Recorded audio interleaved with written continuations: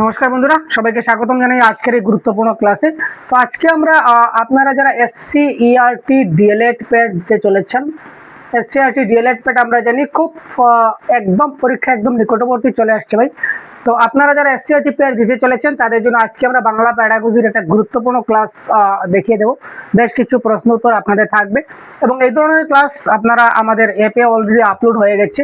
প্রত্যেকটা ক্লাসের PDF notes, প্রত্যেকটা টপিক ওয়াইজ ক্লাস আমরা আমাদের সহজ গুরু অ্যাপে আপলোড করে দিয়েছি। একদম টপিক ওয়াইজ নোটস এবং বিগত 7 বছরের যে আমাদের পরীক্ষার প্রশ্ন এসেছিল এসসিআরটি ডিএলএড প্যাড পরীক্ষায়, তো এই সবগুলো প্রশ্ন কিন্তু অলরেডি আমাদের অ্যাপে আপলোড হয়ে গেছে। তো আপনারা চাইলে প্লে স্টোর থেকে সহজ গুরু অ্যাপটা ডাউনলোড করে আপনারা কোর্সে এনরোল হলে আপনারা অবশ্যই সবগুলো জিনিস আপনারা অবশ্যই পেয়ে যাবেন। তো চলুন দেরি না করে আজকে আমরা মূল ক্লাসে চলে যাই। নমস্কার বন্ধুরা, এবারে আমরা বাংলা প্যাডাগজির কিছু গুরুত্বপূর্ণ প্রশ্নগুলো দেখব। তো চলুন দেরি না করে আমরা মূল প্রশ্নে চলে যাই। প্রথম প্রশ্ন আপনারা দেখব শ্রেণী বৈচিত্র্যপূর্ণ শ্রেণীকক্ষ বা ডাইভার্স ক্লাসরুম। তো ডাইভার্স ক্লাসরুম কথাটির অর্থ কি? ঠিক আছে, তো একই বুদ্ধিসম্পন্ন সমস্ত ছাত্র, পৃথক বুদ্ধিসম্পন্ন সমস্ত ছাত্র, মাঝারি বুদ্ধিসম্পন্ন সমস্ত ছাত্র, নাকি কম বুদ্ধিসম্পন্ন সমস্ত ছাত্র? তো এই ক্ষেত্রে কারেক্ট আনসার কি হবে? দেখুন, বাংলা প্যাডাগজির যে আমাদের টপিক আছে, তো প্রত্যেকটা টপিক ওয়াইজ ক্লাসটা কিন্তু আমরা এবার দিতে চলেছি আপনাদের। তো এই প্রশ্নের কারেক্ট আনসার হচ্ছে কি স্যার? পৃথক বুদ্ধিসম্পন্ন বিভিন্ন সমস্ত ছাত্র। শুধুমাত্র পৃথক বুদ্ধিসম্পন্ন হলেও ঠিক হবে না, কারণ এখানে বুদ্ধিসম্পন্ন দিয়েছে, যার কারণে কারেক্ট আনসার হবে মানে বিভিন্ন ব্যাকগ্রাউন্ড থেকে আগত সমস্ত ধরনের শিক্ষার্থীকে, কেউ ধনী, কেউ গরিব, কেউ বেশি বুদ্ধি, কেউ কম বুদ্ধি, বা কেউ সামাজিক পরিস্থিতি ভালো, কেউ সামাজিক পরিস্থিতি কম, বা কেউ শারীরিকভাবে দেখতে একটু অক্ষম, বা কেউ একটু বেশি সক্ষম, কেউ একটু মাঝারি, সব এই যে সব ধরনের ছাত্রদের নিয়ে আমরা যে শ্রেণীকক্ষ আমাদের থাকে, ক্লাসরুম থাকে, এটাকে আমরা ডাইভার্স ক্লাসরুম বা বৈচিত্র্যপূর্ণ শ্রেণীকক্ষ বলে থাকি। আপনারাও আমাদের সঙ্গে সঙ্গে প্রত্যেকটা প্রশ্নের কারেক্ট আনসার কমেন্ট বক্সে দিয়ে যান, তাহলে আপনাদেরও মানে যে কোয়ালিটিটা বৃদ্ধি পাবে। একজন শিক্ষার্থী কোনো প্রশ্নের উত্তর জানা সত্ত্বেও ঠিকমতো বলতে পারছে না, এটি কি ধরনের অসঙ্গতি? প্রকাশমূলক অসঙ্গতি, গ্রহণমূলক অসঙ্গতি, একসঙ্গে প্রকাশ এবং গ্রহণমূলক অসঙ্গতি, না ভাষা ব্যবহারের ভুল? তো কোয়েশ্চেন নাম্বার 2 কি হবে দেখি। আপনারা তাড়াতাড়ি কারেক্ট আনসার আমাদের জানান। একজন শিক্ষার্থী কোনো প্রশ্নের উত্তর জানা সত্ত্বেও, একটা প্রশ্নের উত্তর জানে কিন্তু সে উত্তরটা দিতে পারছে না বা উত্তরটা বলতে পারছে না, তো তার মানে সে উত্তরটা বলতে পারছে না। তো বলতে যখন পারছি না, তো কথা বলে আমরা কি করি স্যার? কথা বলার মাধ্যমে আমরা কোনো কিছুকে প্রকাশ করি। তো এই ক্ষেত্রে সে বলতে পারছে না, তার মানে প্রকাশ করতে পারছে না।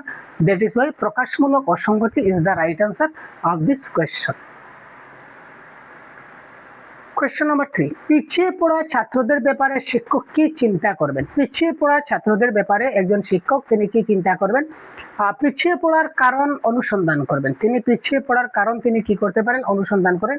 অভিভাবককে তিনি ডেকে পাঠাতে পারেন, সংশ্লিষ্ট ছাত্রকে তিনি শাস্তি দেবেন, স্কুল কর্তৃপক্ষকে অবহিত করবেন। কোনো ছাত্র যদি আমার পিছিয়ে পড়া বলতে পড়াশোনার ক্ষেত্রে যদি পিছিয়ে পড়ে থাকে, একাডেমিক ক্ষেত্রে বা কো কারিকুলার অ্যাক্টিভিটিসের ক্ষেত্রে, তো এই ক্ষেত্রে একজন শিক্ষক কি করা উচিত? একজন শিক্ষকের প্রথমত একজন ছাত্রকে আমরা কখনো শাস্তি দিতে পারি না। শাস্তি দেওয়াটা হচ্ছে, সেটা শারীরিক হোক মানসিক হোক, পানিশমেন্ট দেওয়াটা আমাদের হচ্ছে নেগেটিভ টার্ম। আমরা কখনো একজন ছাত্রকে আমরা কি করতে পারি না স্যার? পানিশমেন্ট দিতে পারি না। স্কুল কর্তৃপক্ষকে অবহিত করে কোনো লাভ নেই, অভিভাবককে ডাকে কোনো লাভ নেই। আমরা কি করব? পিছিয়ে পড়ার কারণ অনুসন্ধান করব, যে ছাত্রটা কেন পিছিয়ে পড়েছে এবং কেন পিছিয়ে পড়েছে, এটা যদি আমরা বের করতে পারি, তাহলে পরবর্তী সময়ে আমরা অবশ্যই কি করতে পারি স্যার? পরবর্তী সময়ে আমরা তার এই যে সমস্যা কি হয়েছে তার সমাধান আমরা অবশ্যই করতে পারি। তো correct answer option number A. বৈচিত্র্যপূর্ণ শ্রেণীকক্ষে একজন শিক্ষক কি করতে পারেন? বৈচিত্র্যপূর্ণ শ্রেণীকক্ষে একজন শিক্ষক কি করবেন? যাদের ভাষাগত অসুবিধা আছে তাদের বেশি গুরুত্ব দেবেন। যাদের ভাষাগত অসুবিধা রয়েছে আমরা তাদের বেশি গুরুত্ব দেব। যারা উন্নত মেধা সম্পন্ন তাদের কম গুরুত্ব দেব। শিক্ষক নিজের মতো করে শিক্ষণ চালাবেন, না সবাইকে সমান গুরুত্ব দেবেন? এক্ষেত্রে কারেক্ট আনসার কি হতে পারে? কোয়েশ্চেন নাম্বার 4 দেখুন, বৈচিত্র্যপূর্ণ শ্রেণীকক্ষ হোক বা ইনক্লুসিভ এডুকেশন হোক, ইনক্লুসিভ এডুকেশন যাই হোক না কেন, আমাদের এজ এ টিচার হিসাবে as a teacher, as a শিক্ষক হিসাবে আমাকে কি করতে হবে, সবাইকে সমান গুরুত্ব দিতে হবে। কেউকে বেশি কেউকে কম আমরা দিতে পারি না, প্রত্যেককে সমান সুবিধা আমাদের দিতে হয়। তো কোয়েশ্চেন নাম্বার 5, গ্রহণমূলক অসঙ্গতির অপর নাম কি? গ্রহণমূলক অসঙ্গতি অর্থাৎ রিসেপটিভ ডিসঅর্ডার যাকে বলতে পারে, রিসিভ করতে পারে না তার সমস্যা। তো এই ধরনের সমস্যার আরেকটা নাম আছে, এই আরেকটা নাম আমরা কি বলতে পারি, এটাকে বলে রাখবেন বোধমূলক অসঙ্গতি। কারেক্ট আনসারটা কি হচ্ছে, বোধমূলক অসঙ্গতি is the right answer of this question. Aphasia হলো, এবার কারেক্ট আনসার স্যার অ্যাফাজিয়া মানে কি? ভাষা অনুধাবনে অক্ষমতা, পঠন লিখন নাকি গণিত সম্পর্কে আপনাদের সমস্যা। Question number 6, অ্যাফাজিয়া। এই ক্ষেত্রে আমরা জানিয়ে রাখি, যদি পঠন সংক্রান্ত যদি সমস্যা হয়, পঠন মানে রিডিং, যদি রিডিং সংক্রান্ত সমস্যা হয় মনে রাখবেন ডিসলেক্সিয়া, এটা কারেক্ট আনসার হয়ে যাবে ডিসলেক্সিয়া। যদি লিখন সংক্রান্ত সমস্যা হয় তাহলে মনে রাখবেন এটা কারেক্ট আনসার হবে ডিসগ্রাফিয়া। কি হবে স্যার? লিখন সংক্রান্ত সমস্যা হলে হবে ডিসগ্রাফিয়া। আর গণিত সংক্রান্ত যদি সমস্যা হয় তাহলে মনে রাখবেন এটা হবে কি স্যার? ডিসক্যালকুলিয়া। কারেক্ট আনসার এখানে আমাদের কি হবে? ডিসক্যালকুলিয়া হয়ে যাবে। তো যেহেতু রিডিং ডিসঅর্ডার মানে হচ্ছে ডিসলেক্সিয়া মানে পঠন, লিখন যদি ডিসগ্রাফিয়া হয়, গণিত যদি ডিসক্যালকুলিয়া হয়, তাহলে ভাষা অনুধাবনে যদি অক্ষমতা হয় তো এটা কারেক্ট আনসার হবে অ্যাফাজিয়া। ঠিক আছে, এটা হচ্ছে শিখন অক্ষমতার একটা পার্ট। এগুলা থেকে কিন্তু পরীক্ষায় প্রশ্ন আসে, মনে রাখবেন। শিক্ষক মহাশয় পিছিয়ে পড়া ছাত্রদের নিয়ে তিনি কি করবেন? একজন ছাত্র যদি পিছিয়ে পড়ে তো এজ এ টিচার কি করবেন? শিক্ষক মহাশয় পিছিয়ে পড়া ছাত্রদের জন্য কি করবেন? এগিয়ে নিয়ে যাবেন, চুপচাপ থাকবেন, কিছুই ভাববেন না, আর যেমন আছে তেমন থাকুক এই নীতি মেনে চলবেন। কারেক্ট আনসার কি হবে? একজন শিক্ষকের উচিত যে প্রত্যেকটা শিশুকে সমানভাবে তিনি যেন ট্রিটমেন্ট করতে পারেন, অর্থাৎ প্রত্যেকটা শিশু যেন সমানভাবে অংশগ্রহণ করতে পারে, ভাগিদারি হতে পারে, এবং কেউ যদি পিছিয়ে পড়ে তাকে কি করতে হবে? এগিয়ে নিয়ে যেতে হবে, সে যেন ওই জায়গাতে থেমে না থাকে, কিছুটা উপরের দিকে যেতে পারে। Clear sir? ডিসলেক্সিয়া এক ধরনের। ডিসলেক্সিয়া কি স্যার? এইমাত্র আমরা বললাম ডিসলেক্সিয়া। ডিসলেক্সিয়া হচ্ছে একটা রিডিং ডিসঅর্ডার, মনে রাখবেন ডিসলেক্সিয়া হচ্ছে রিডিং ডিসঅর্ডার। মানে কি স্যার? মানে পঠন অক্ষমতা। পঠন অক্ষমতা, এই যে ডিসলেক্সিয়া, ডিসগ্রাফিয়া, ডিসক্যালকুলিয়া, এগুলাকে কি বলা হয়? এগুলাকে বলা হয়, এগুলা হচ্ছে এক একটা শিখন অক্ষমতা, learning disabilities. Question number 8, option number C is the right answer of this question. Question number 9, কিভাবে শিক্ষার্থীরা প্রত্যাশিত ফল লাভ করতে পারবে? কোয়েশ্চন নাম্বার 9 কি হতে পারে?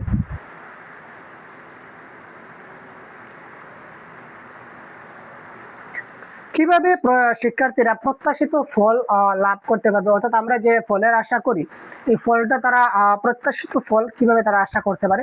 অধিক মাত্রায় যদি শাস্তি দেই তাহলে, 1 নম্বরে শাস্তি দেবো না, এটা কাটলাম।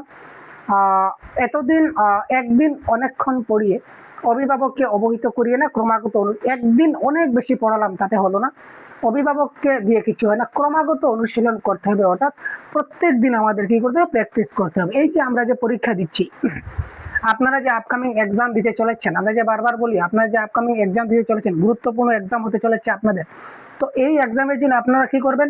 আপনারা প্র্যাকটিস করবেন। প্র্যাকটিসটা কি একদিন আপনি সারাদিন পড়ে নিলেন আর বাকি 1 মাস পড়লেন না, তাতে কি হবে স্যার? না, প্রত্যেক দিন আপনাকে একটু একটু একটু একটু করে আপনাকে অনুশীলন নিতে হবে। তার জন্য আমরা প্রত্যেক দিন ক্লাস দিচ্ছি, আমাদের অ্যাপে প্রত্যেক দিন ক্লাস হচ্ছে।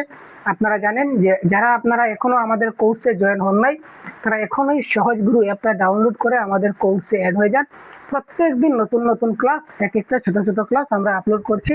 এই যে ম্যারাথন বেসিসে আমাদের ক্লাস হচ্ছে, তো প্রত্যেক দিন আমরা কিছুটা ক্লাস দিচ্ছি আপনাদের, যাতে করে আপনাদের মধ্যে বোরিং না আসে, সমস্যা না হয়, এবং প্রত্যেকদিন একটু একটু পড়লে যাতে করে আমরা কোর্সটা কভার করে নিতে পারি। অলরেডি মোটামুটি কোর্স কমপ্লিটের পথে আমরা যাচ্ছি। তারপরেও যারা এখন জয়েন হবেন তারা অবশ্যই আগের ক্লাসগুলো দেখতে পাবেন, আগের নোটসগুলো এজ এ রেকর্ডেড ফর্ম হিসেবে সবগুলো থাকবে, কোনো কিছু আপনার ছুটবে না বা লস হবে না। তার জন্য প্রত্যেকদিন পরিবেশন করতে হবে। শিক্ষকের পরিবেশন ভঙ্গি হবে, একজন শিক্ষক যে পরিবেশন করবেন, ক্লাসরুমে যেভাবে পাঠ্য পরিবেশন করবেন, এই ক্ষেত্রে তার ভঙ্গিটা কি হতে হবে? সহজ সরল, জটিল মিল, মধ্যম মাত্রার, না দায় সারা ভাবে। দায় সারা মানে মোটামুটি ক্লাসটা করে নিলাম, রক্ষা পেলাম, এটা হচ্ছে দায় সারা। তো আমরা কি এইভাবে কাজ করি? আমি যে আপনাদের ক্লাস করি, আমার কি উদ্দেশ্য যে কোনো মতে ক্লাসটা যদি শেষ করি তাহলে রক্ষা পেলাম? না ভাই, আমার উদ্দেশ্য হচ্ছে যে আপনাদেরকে সহজ সরল ভাষায় যেন আমি বুঝিয়ে দিতে পারি, যাতে আপনারা প্রত্যেকটা টপিক খুব ভালো করে বুঝতে পারেন এবং পরীক্ষায় প্রশ্ন আসলে যাতে আপনাদের ভুল না হয়, সমস্যা না হয়, এই ধরনের প্রচেষ্টা আমরা রাখি। সুতরাং একজন শিক্ষকের পরিবেশন ভঙ্গি হওয়া উচিত সহজ এবং সরল।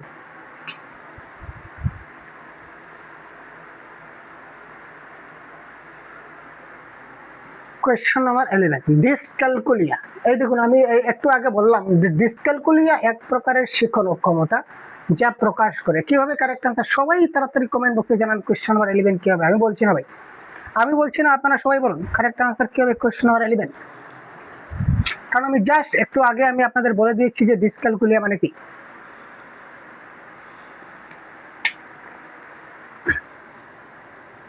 কি হবে কারেক্ট আনসার? পড়া বা পঠন, পঠন সংক্রান্ত সমস্যা হলে স্যার কি হয়? ডিসলেক্সিয়া। দেখুন, একই প্রশ্ন বারবার ঘুরিয়ে ফিরিয়ে আসে। লিখন মানে হচ্ছে কি স্যার? ডিসগ্রাফিয়া। Dysgraphia, dysgraphia. গণিত বা অঙ্ক সংক্রান্ত যদি সমস্যা হয় তাহলে গণিত আমরা কি দিয়ে করি স্যার? ক্যালকুলেটর দিয়ে করি। সুতরাং ক্যালকুলেটর থেকে কারেক্ট আনসার হবে ক্যালকুলিয়া। আবার ভাষা বোঝার যদি সমস্যা হয় তাহলে এটা কারেক্ট আনসার হবে অ্যাফাজিয়া। তো প্রশ্ন বলেছে ডিসক্যালকুলিয়া, তো এখানে ডিসক্যালকুলিয়া গণিত বা অঙ্ক সংক্রান্ত সমস্যা। Option number C is the right answer. বহুত বুড়িয়া যারা কমেন্ট বক্সে কারেক্ট আনসার দিচ্ছেন, আপনাদেরকে অসংখ্য ধন্যবাদ কারেক্ট আনসার দেওয়ার জন্য।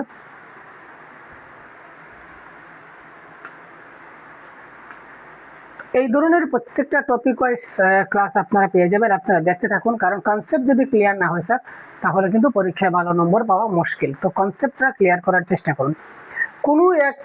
কোনো একটি বিষয় সংক্রান্ত আলোচনা গ্রহণের ক্ষমতা বিভিন্ন শিক্ষার্থীর ভিন্ন, এর কারণ কি?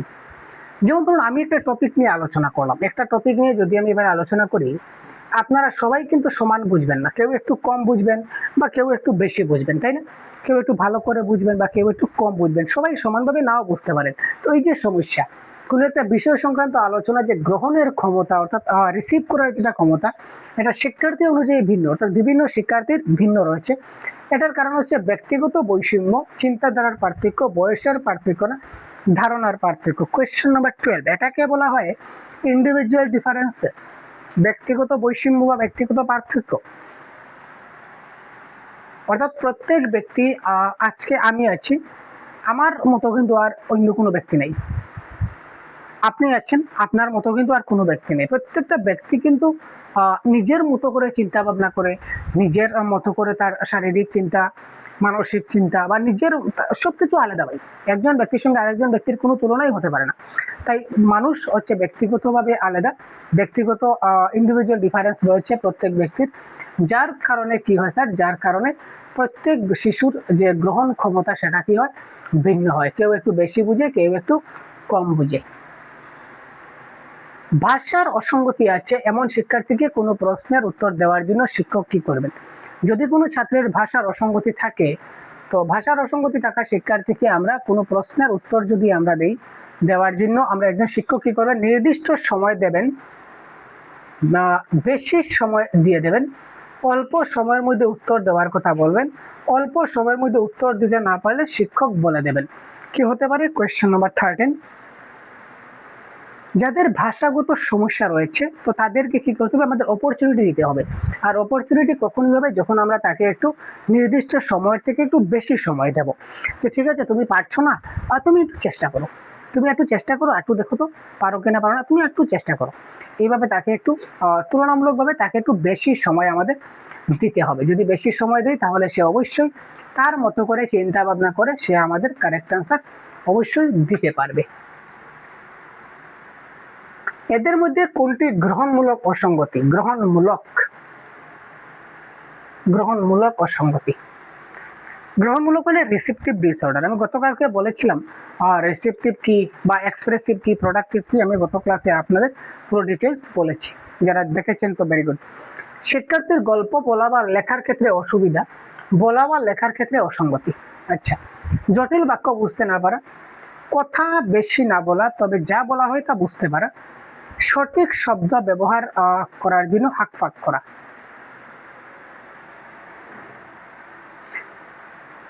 কোয়েশ্চন নাম্বার 14, এখানে গ্রহণ, গ্রহণ মানে আমাদের গ্রহণমূলক দক্ষতা হচ্ছে দুই প্রকার।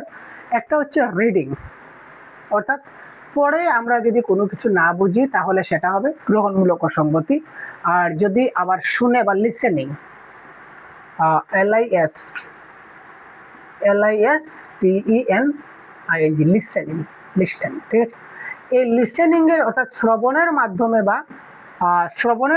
বা পঠনের মাধ্যমে যদি কোনো সমস্যা হয় তাহলে এটাকে বলা হয় গ্রহণমূলক অসঙ্গতি বা রিসেপটিভ। শিক্ষার্থীর গল্প বলতে অসুবিধা, বলতে মানে কি স্যার? স্পিকিং। তো স্পিকিং যদি হয় বা রাইটিং যদি হয়, তো স্পিকিং এবং রাইটিং আমাদের গ্রহণমূলকে পড়ছে না, এটা আমাদের প্রোডাক্টিভ বা এক্সপ্রেসিভে পড়ছে, এটা কারেক্ট আনসার নয়। জটিল বাক্য বুঝতে না পারা, ইয়েস স্যার, আন্ডারস্ট্যান্ডিং, সে বুঝতে পারছে না, তার মানে সে পড়ে অথবা শুনে সে কি করতে পারছে না? বুঝতে পারছে না। কখনোই বুঝবে, হয়তো সে পড়ে বুঝবে, নতুবা লিখে তো আর বুঝবে না, বুঝবে তারপর না লিখবে, না বুঝে কি লিখে দেবে? তো এখানে লিখনের কোনো কথাই আসছে না। তো এখানে হয়তো পড়ে জিনিসটা বুঝতে পারছে না বা শুনে জিনিসটা বুঝতে পারছে না। তো আলটিমেটলি গ্রহণমূলক অসঙ্গতি এখানে হয়ে যাচ্ছে option number B is the right answer of this question.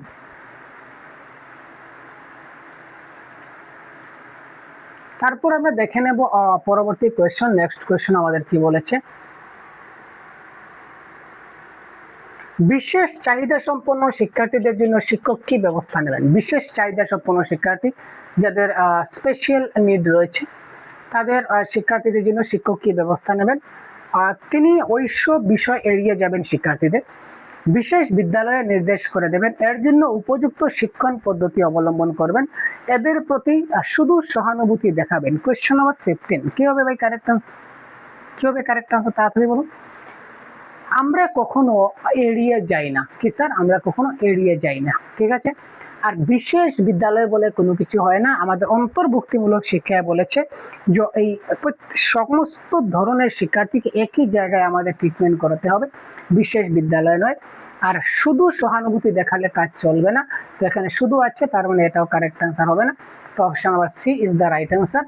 এদের জন্য উপযুক্ত শিক্ষণ পদ্ধতি অবলম্বন করতে হবে যাতে করে তারা জিনিসটাকে বুঝতে পারে, তারা যে করে জিনিসটা বুঝতে পারে, এইভাবেই তাদেরকে শিক্ষণ আমাদের দিতে হবে। তো সুতরাং অপশন নাম্বার সি এই ক্ষেত্রে আমাদের কি হয়ে গেল স্যার? এই ক্ষেত্রে আমাদের কারেক্ট আনসার হয়ে গেল। তারপর দেখুন ডিসগ্রাফিয়া, বলতে বলতে চলে আসলো ডিসগ্রাফিয়া। তো ডিসগ্রাফিয়া এক প্রকার শিক্ষণ অক্ষমতা যা প্রকাশ করে, এটা তো আপনারা ভাই বায়াতটা খেলে এতক্ষণ আপনারা ক্লাস করছেন, তার মানে ডিসগ্রাফিয়া আপনাদের পেটের মধ্যে চলে গেছে। ভাই পেটের মধ্যে গেছে কিনা না বলুন? ডিসগ্রাফিয়া ভাই আমি 100% গ্যারান্টি ডিসগ্রাফিয়া আপনাদের পেটের মধ্যে চলে গেছে। তো ডিসগ্রাফিয়া, গ্রাফ পেপারে আমরা কি করি স্যার? লেখালেখি করি। তো ডিসগ্রাফিয়া মানে কি স্যার? লিখন সংক্রান্ত সমস্যা যদি হয় তাহলে আমরা কি বলি? ডিসগ্রাফিয়া বলি। সুতরাং option number B is the right answer of this question, যেটা আমি আপনাদেরকে বলে দিয়েছি। কোয়েশ্চন নাম্বার 17, ভাষার অসুবিধার সঙ্গে যুক্ত একটি অসুবিধা হলো, ভাষার অসুবিধা রয়েছে, তো সেই ভাষার অসুবিধার সঙ্গে সমস্যাযুক্ত একটা সমস্যা কি? এটা অসুবিধা কি? হতাশায় ভোগা, বেশি কথা না বলা, মানসিক ভারসাম্যহীনতা, না কোনোটি নয়। কোয়েশ্চন নাম্বার 17, ভাষার অসুবিধা। ভাষার অসুবিধা মানে কি?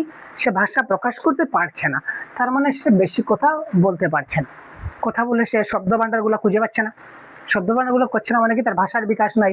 তো ভাষার ক্ষেত্রে তার অসুবিধা হচ্ছে, তার মানে এখানে সে বেশি কথা না বলা, এটা হবে এই ক্ষেত্রে আমাদের কি স্যার? Correct answer. ক্লিয়ার? ক্লাসটা কেমন লাগছে অবশ্যই আপনারা জানাবেন, এবং যদি নতুন হয়ে থাকেন অবশ্যই চ্যানেলকে সাবস্ক্রাইব অবশ্যই করতে ভুলবেন না খুব তাড়াতাড়ি। প্রত্যেকদিন আমরা এই ধরনের ক্লাস দিই, এবং আরও যদি অতিরিক্ত বিশেষ ক্লাস, বিশেষ পিডিএফ বা বিশেষ মক টেস্ট পেতে চান তাহলে আপনারা প্লে স্টোর থেকে সহজ গুরু অ্যাপটা ডাউনলোড করে আমাদের কোর্সে জয়েন হতে পারেন, ঠিক আছে? বিস্তারিত আপনারা সহজ গুরু অ্যাপে পেয়ে যাবেন। তো এবার আমরা দেখে নেব তার পরবর্তী কি প্রশ্ন রয়েছে স্যার। পরবর্তী প্রশ্নটা আমরা একবার দেখে নেই যে তার পরবর্তীতে আমাদের কি প্রশ্ন রয়েছে। আরে ভাই রুক যা, রুক জানা, रुक जाना, अरे भाई कहाँ चला गया ये? अभी आया है बंदा।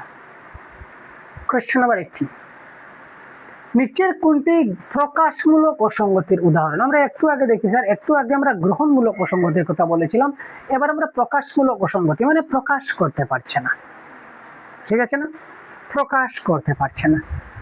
18 প্রকাশ, জটিল বাক্য বুঝতে পারছে না, তার মানে এখানে তার রিসিভের ক্ষেত্রে সমস্যা আছে। যা বলা হয় তা বুঝতে পারে, মানে রিসিপটিভ স্কিলটা তার ভালো হচ্ছে, এটা রিসিভের কথা। কোনো বাক্যের শব্দগুলির অর্থ বুঝতে না পারা, অর্থ বুঝতে পারছে না, তার মানে তার এখানে রিসিপটিভ ডিসঅর্ডার। কিন্তু এখানে সে বলতে পারছে না বা লিখতে পারছে না, লেখার ক্ষেত্রে অসুবিধা বা বলার ক্ষেত্রে অসুবিধা। তো স্পিকিং এবং রাইটিং যদি হয় তাহলে এটা হবে প্রকাশমূলক অসঙ্গতি। আর রিডিং এবং লিসেনিং যদি হয় তাহলে এটা হবে গ্রহণমূলক অসঙ্গতি বা রিসেপটিভ স্কিল। এটা আমাদের মনে রাখতে হবে। কোয়েশ্চেন নাম্বার 19, কোনটি শিক্ষণ অক্ষমতার কারণে হয় না? শিক্ষণ অক্ষমতার কারণে কোনটি হয় না? মস্তিষ্কের কার্যকারিতার ত্রুটি, গৃহ পরিবেশগত কারণ, শিক্ষাগত কারণ, নাকি সামাজিক কারণ? কোয়েশ্চেন নাম্বার 19 কি হবে কারেক্ট আনসার? আপনারা সবাই তাড়াতাড়ি জানিয়ে দিন 19 কি হতে পারে।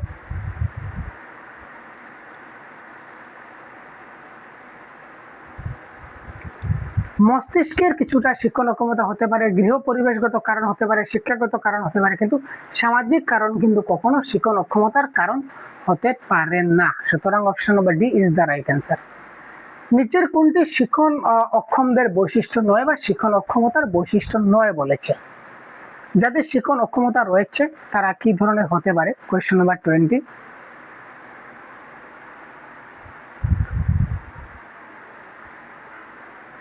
বুদ্ধি বা সাধারণ ক্ষমতার দিক থেকে এরা স্বাভাবিকের চেয়ে কিছু কম হতে পারে, এদের চিন্তা ভাবনা ক্ষমতা কম থাকে, তারপর অধিকাংশ ক্ষেত্রে এরা অন্তর্দৃষ্টির মাধ্যমে শেখে, নাকি এরা অস্থির চিত্ত হয়? কি হতে পারে কারেক্ট আনসার?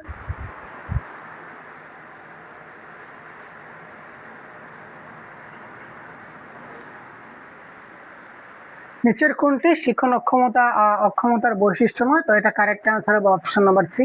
অধিকাংশ ক্ষেত্রে এরা অন্তর্দৃষ্টির মাধ্যমে শেখে, এটা শিক্ষণ অক্ষমতার বৈশিষ্ট্য নয়, কারণ যাদের শিক্ষণ অক্ষমতা রয়েছে তারা অস্থির চিত্ত হবে, চিন্তা করার তাদের ক্ষমতা কম হবে, এবং তারা সাধারণ ক্ষমতার থেকে তারা স্বাভাবিকের থেকে তাদের বুদ্ধিটা কিছুটা কম হতে পারে। এটা হচ্ছে শিক্ষণ অক্ষমতার কারণ। কিন্তু অন্তর্দৃষ্টির মাধ্যমে তারা অনেক ক্ষেত্রে শিখে নেয়, এটা শিক্ষণ অক্ষমতার ক্ষেত্রে আমরা প্রায়ই কখনো কনসেপ্টের ক্ষেত্রে। মানসিক প্রতিবন্ধী বলতে কি বোঝায়? মানসিক প্রতিবন্ধী ভাই, মেন্টালি ডিসঅর্ডার যাকে বলা হয়। কোয়েশ্চন নাম্বার 21, জন্মগত বা রোগজনিত বা আগতর কারণে 18 বছর বয়সের পূর্বে অসম্পূর্ণ মানসিক বিকাশ হতে পারে। জন্মগত কারণে সে আগে থেকেই তার মেন্টালি প্রবলেম আছে। মানসিক বিকাশের অসম্পূর্ণতার জন্য সামাজিক অভিযোজনে ব্যর্থ, অর্থাৎ তার মানসিক সমস্যা রয়েছে যার কারণে সে সমাজের মানুষের সঙ্গে মিলামিশা, কথোপকথন ইত্যাদি করতে পারছে না, তো এটাও হতে পারে। শৈশবে মস্তিষ্ক সংক্রান্ত রোগে আক্রান্ত হওয়ার জন্য মস্তিষ্কের বিকাশ হচ্ছে না, এটাও হতে পারে। সুতরাং উপরের সব কয়টি অপশন নাম্বার ডি হয়ে যাবে এই ক্ষেত্রে আমাদের কারেক্ট আনসার। তারপর দেখুন অটিজম। অটিজম কি? এটাও কিন্তু এক প্রকার অক্ষমতা যদি আমরা বলতে পারি। অক্ষমতা, পঠন অক্ষমতা, লিখন অক্ষমতা তো অটিজম হবে না, কারণ পঠন অক্ষমতা মানে ডিসলেক্সিয়া, আর লিখন অক্ষমতা মানে ডিসগ্রাফিয়া। তো এই দুটো তো হতেই পারে না। কোয়েশ্চেন নাম্বার 22, তো এবারে আমরা দেখে নেব যে এ এবং বির মধ্যে কোনটি। স্নায়ুর ক্ষতির জন্য মস্তিষ্ক এবং পেশির যোগাযোগের সমস্যা, মস্তিষ্ক এবং পেশির যোগাযোগের সমস্যা না ভাই, মস্তিষ্ক এবং পেশির যোগাযোগের সমস্যা হবে না। এক প্রকার বিশেষ বিকাশগত ডেভেলপমেন্টের সমস্যা যা সামাজিক যোগাযোগের ক্ষমতা নষ্ট করে দেয়। সে যার অটিজম রয়েছে সে কি করতে পারে না? সমাজে মানুষের সঙ্গে বেশি কথা বলতে পারে না, সামাজিক মেলামেশা করতে পারে না। তারপর হচ্ছে অ্যাপ্রেক্সিয়া। অ্যাপ্রেক্সিয়া কি স্যার? পঠন এবং লিখন তো হচ্ছে না স্যার, পঠন এবং লিখন হচ্ছে না। কোয়েশ্চেন নাম্বার 23, অ্যাপ্রেক্সিয়া মানে হচ্ছে এই স্নায়ুর ক্ষতির জন্য মস্তিষ্ক এবং পেশির যোগাযোগের সমস্যা, এটাকে বলা হয় অ্যাপ্রেক্সিয়া। ডিফারেন্সটা বুঝবেন, এটা হচ্ছে অ্যাপ্রেক্সিয়া আর আগেরটা হলো, অপশনগুলো সেম কিন্তু আগেরটা হলো অটিজম। অটিজম এবং অ্যাপ্রেক্সিয়ার মধ্যে এই ডিফারেন্সটা রয়েছে। শ্রেণীকক্ষে বাংলা ভাষার বিভিন্ন ভুল, এই ভুলের মধ্যে অন্যতম ভুল হচ্ছে কি? কোয়েশ্চেন নাম্বার 24, শ্রেণীকক্ষে বাংলা ভাষার বিভিন্ন ভুল রয়েছে, এই ভুলগুলোর মধ্যে অন্যতম একটা গুরুত্বপূর্ণ ভুল গ্রামীণ উপভাষার ব্যবহার, ভুল শব্দ চয়ন, ব্যাকরণগত ভুল, না উপরের সব কয়টি? দেখুন, গ্রামীণ উপভাষার ব্যবহার করলে বাংলা ভাষায় ভুল হতে পারে, স্বাভাবিক। ভুল যদি শব্দ আমরা চয়ন করি বা ভুল শব্দ যদি শিখি কিংবা শেখাই, এটাও মারাত্মক একটা ভুল হতে পারে। আর গ্রামাটিক্যাল যদি মিস্টেক হয় তাহলে তো উপায় নাই ভাই। সুতরাং উপরের সব কয়টি is the right answer of this question. তো এবার আমরা দেখবো আজকের ক্লাসের সর্বশেষ কোয়েশ্চন। শ্রেণীকক্ষে ভাষা ব্যবহারে ব্যাহত শিশুদের কিভাবে চিহ্নিত করা যায়? শ্রেণীকক্ষে ভাষা ব্যবহারে ব্যাহত মানে ছাত্রছাত্রীরা ভাষা ব্যবহার করতে পারে না বা তাদের ভাষা ব্যবহার করতে সমস্যা হয়। তো যাদের ভাষা ব্যবহার করতে সমস্যা হয় বা ভাষা ব্যবহার করতে ব্যাহত হয়, তাদের কিভাবে চিহ্নিত করা যেতে পারে? শিশুর মুখমণ্ডলের অভ্যাসের অস্বাভাবিকতা দেখে, শিশুর মাঝে মাঝে শব্দ ছেড়ে চলে যায়, শিশুর কথা বুঝতে অসুবিধা হয়, না উপরের সবগুলি? কোয়েশ্চন নাম্বার 25, এটা কি হবে কারেক্ট আনসার স্যার? শিশুটা ভাষা ব্যবহার করতে পারে না, ওই জিনিসটা আমি কি করে বুঝতে পারি? দেখুন, মুখমণ্ডল, মুখ হচ্ছে মনের আয়না, ঠিক আছে না? আমরা মুখে দিয়ে আমরা যা কথা বলি আমরা অবশ্যই বুঝে নিতে পারি যে মুখটা হচ্ছে মনের আয়না। তো মুখমণ্ডলের অস্বাভাবিকতা দেখে আমরা বুঝে নিতে পারি যে সে ভাষা ব্যবহার করছে না। মাঝে মাঝে শব্দ ছেড়ে দিচ্ছে, তার মানে ভেরি ট্যালেন্টেড বাচ্চা, তার সমস্যা রয়েছে, কিন্তু তার সমস্যা রয়েছে ভাষা ব্যবহার করতে, যার কারণে শব্দ স্কিপ করে করে যাচ্ছে, বহুত অতি চালাক। শিশুর কথা বুঝতে যদি অসুবিধা হয়, তার মানেও তার ভাষার সমস্যা রয়েছে। সুতরাং উপরের সবগুলি is the right answer of this question. Clear? তো এই ছিল আমাদের আজকের এত গুরুত্বপূর্ণ ক্লাস। 25টা প্রশ্ন আমি আজকের ক্লাসে দেখেছিলাম। পরবর্তী ক্লাসে আমরা 26 থেকে 50 পর্যন্ত আরো 25টা প্রশ্ন আমরা দেখবো, খুব শিগগিরই আমরা নিয়ে আসবো। তো যদি আমাদের ক্লাস ভালো লেগে থাকে তাহলে অবশ্যই চ্যানেলে নতুন হলে সাবস্ক্রাইব করে নেবেন। এবং অতিরিক্ত যদি কোনো ক্লাস পেতে চান বা ক্লাসের পিডিএফ নোটস ইত্যাদি পেতে গেলে আপনারা সহজগুরু অ্যাপটা ডাউনলোড করে নেবেন প্লে স্টোর থেকে। সহজগুরু অ্যাপটা ডাউনলোড করলে আপনাদের মতো করে কোর্স পেয়ে যাবেন, এবং এই কোর্স অ্যাড হয়ে গেলে আপনারা প্রত্যেকটা জিনিস সম্পূর্ণভাবে ইন ডিটেলসে পেয়ে যাবেন। তো আজকের ক্লাস এই পর্যন্তই। ভালো থাকবেন, সুস্থ থাকবেন, ধন্যবাদ।